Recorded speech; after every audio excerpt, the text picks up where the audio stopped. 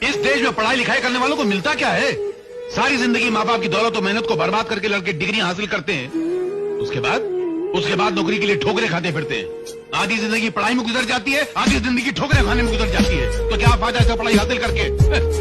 उल्टा पढ़ाई लिखाई हासिल करने के बाद मेहनत मजदूरी करते हुए शर्म आती है, क्योंकि दिमाग की दीवार पर डिग्री की छाप लग जाती है। आजकल के जमाने में उसी बच्चे को पढ़ना चाहिए जिसके बाप के बाद दौलत का ढेर लगा हुआ हो, ताकि पढ़ाई लिखाई पूरी करके अपने बाप की कुर्सी पर जाके बैठ जाए और पढ़े लिखे डिग्री वाले नौजवानों को अपना गुलाम बनाकर उन पर हुकूमत करे।